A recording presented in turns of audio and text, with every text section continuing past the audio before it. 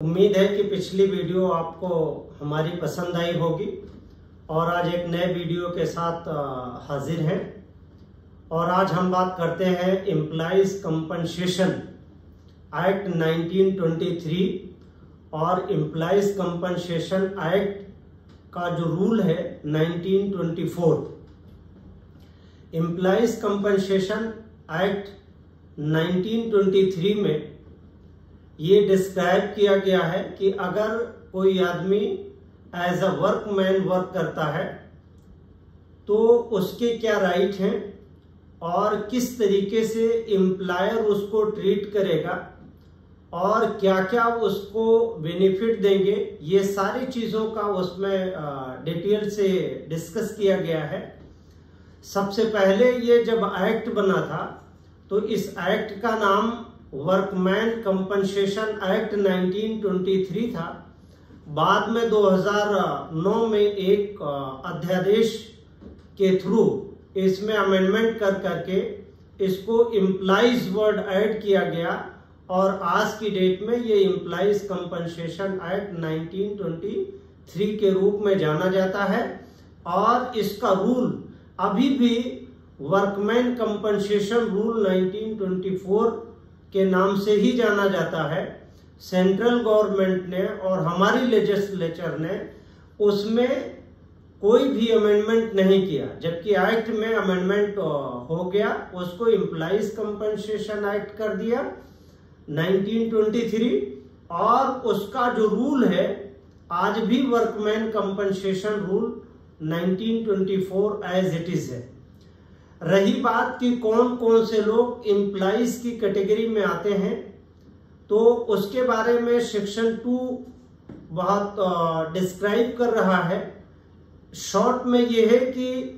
जो भी labour work करता है, चाहे वो फैक्ट्री में काम करता हो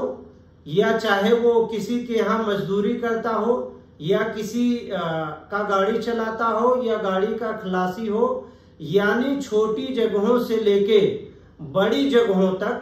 वो सारे लोग उसमें एम्प्लॉइज में कवर करते हैं। अब ऐसे एम्प्लॉइज की अगर किसी भी प्रकार से चाहे डेथ होती है किसी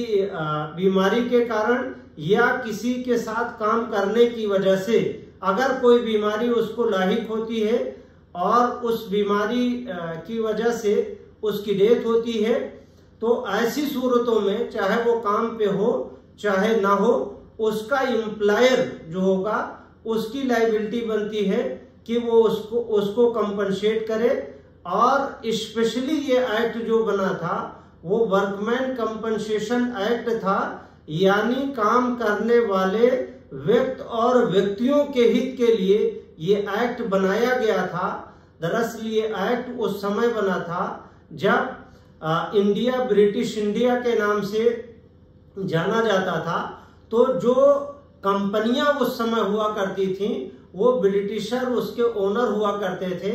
और जो एम्प्लॉइज होते थे ज्यादातर एम्प्लॉइज वो इंडियन हुआ करते थे और वो किसी न किसी रूप में हमारे लेबर्स को प्रताड़ित करते थे, परेशान करते थे। फिर भी वो इंटरनेशनल प्रेशर और दबाव की वजह से इस तरीके का एक्ट बनाया गया और 1923 से इस एक्ट को आज तक किसी भी तरह का अमेंडमेंट नहीं फाइल किया गया और ना ही पार्लियामेंट द्वारा एम्प्लॉय और वर्कमैन कंपनसेशन 1923 को आज तक अमेंड नहीं किया गया। सिर्फ जो उसका वर्ड वर्कमैन था उसको ये कह करके एम्प्लॉइज का वर्ड ऐड किया गया कि एक आम आदमी के लिए, लेबर के लिए या उससे ऊपर कैटेगरी के आदमी के लिए वर्कमैन का वर्ड अच्छा नहीं लगता है, इसलिए हमारे पार्लियामेंट ने उसको एम्प्लॉइज का वर्ड किया। लेकिन यहाँ एक बहुत बड़ी मिस्टेक रह गई कि कोई भी एक्ट या अधिनियम जो होता है वो अपने रूल और नियम से गवर्न करता है, लेकिन एक्ट में संशोधन करते समय पार्लियामेंट ने इस चीज को छोड़ दिया और उसका जो रूल है एम्प्लॉइज कंपनसेशन एक्ट का जो रूल है वो वर्कमैन कंपनसेशन रूल 1923 आज तक एज इट इज है। तो अभी भी इसमें बहुत सारे अमेंडमेंट की जरूरत है और वक्त के हिसाब से जो प्रोग्रेस हुआ है, पिछले 100 साल से ज्यादा ये एक्ट हो गया, इसमें तमाम तरह का मॉडिफिकेशन, तमाम तरह के अमेंडमेंट की जरूरत आ गई है। पहले बहुत सारे लिमिटेड फैक्ट्रियां होती थी, बहुत सारे लिमिटेड काम होते थे जूट और टेक्सटाइल के सिवा, और कोई बहुत विशेष फ्रेमवर्क नहीं था, कंपनीज नहीं थी, फर्टिलाइजर्स बहुत नहीं थे। लेकिन आज के दौर में जब जिंदगी लोग चांद और सूरज पे तलाश कर रहे हैं, स्पेस पे तलाश कर रहे हैं, ऐसी सूरत में 100 साल पुराने एक्ट को कंटिन्यूएशन में ले चलना, उसमें अमेंड ना करना, मेरे हिसाब से अभी भी इसमें बहुत तरह के अमेंडमेंट की जरूरत है। और अगर वर्कमैन को इम्प्लाइज किया गया है, जो एक्ट में किया गया, तो हमारी पार्लियामेंट को कम से कम उसके रूल में भी अमेंडमेंट कर करके इम्प्लाइज शब्द को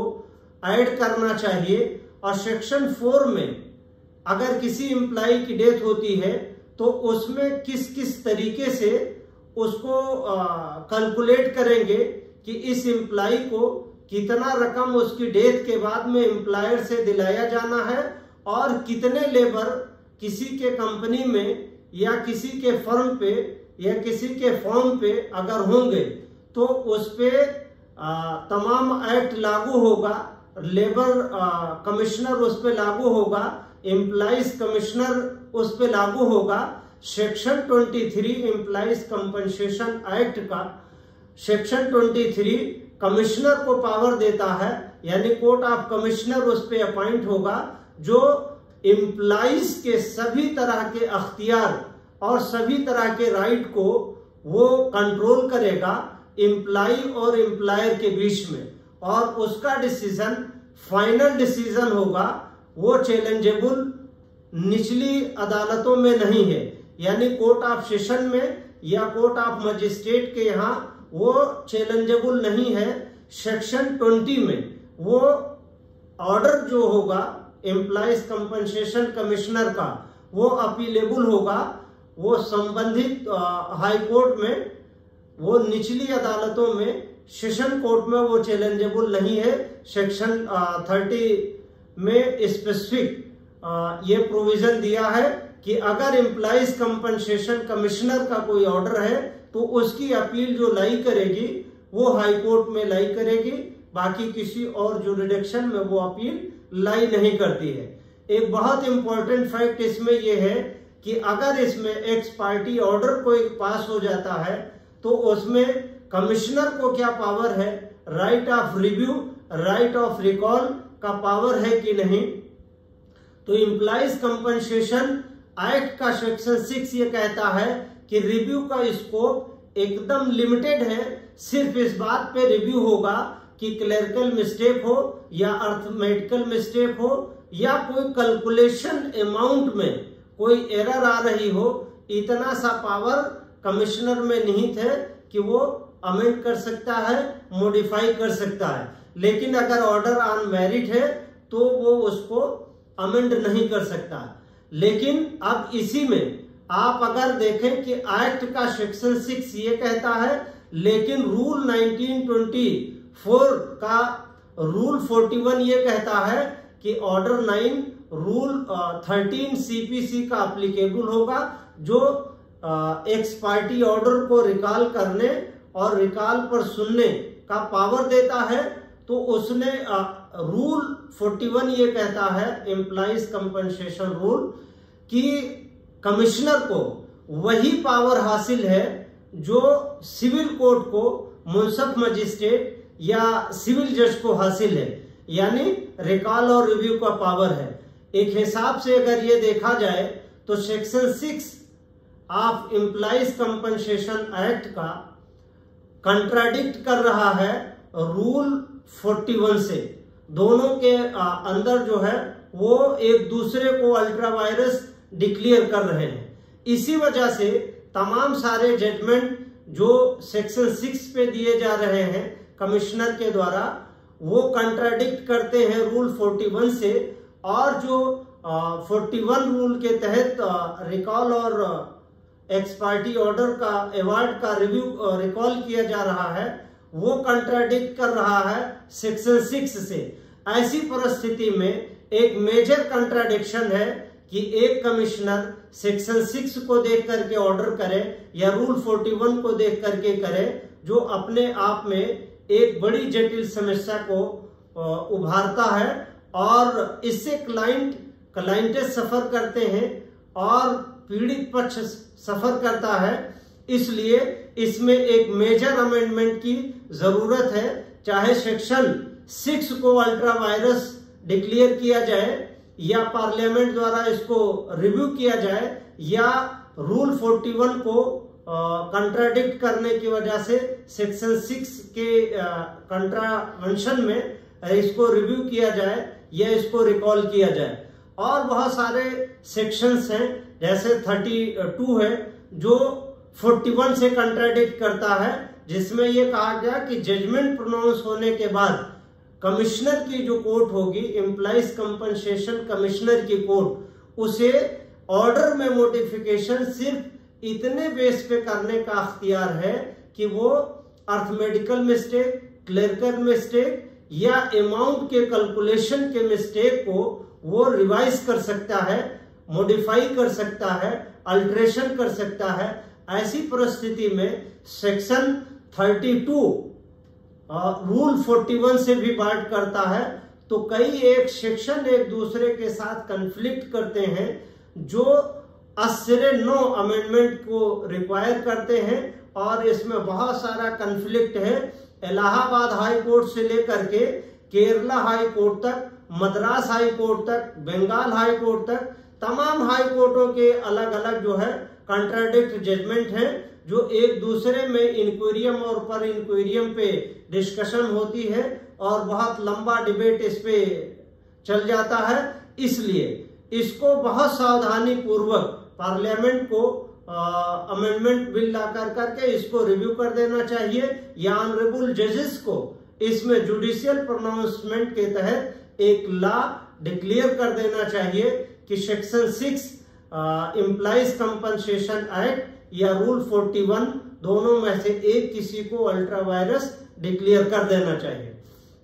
उम्मीद है कि एम्प्लॉइज कंपनसेशन एक्ट 1923 और वर्कमैन कंपनसेशन रूल 1924 के बारे में दी गई जानकारी आपको अच्छी लगी होगी। अगर हमारा ये वीडियो आपको अच्छा लगता है तो लाइक, शेयर एंड सब्सक्राइब करना न भूलें। शुक्रिया, थैंक यू। मिलते हैं एक नई वीडियो के साथ, तब तक अपना ख्याल रखिए। थैंक यू, शुक्रिया।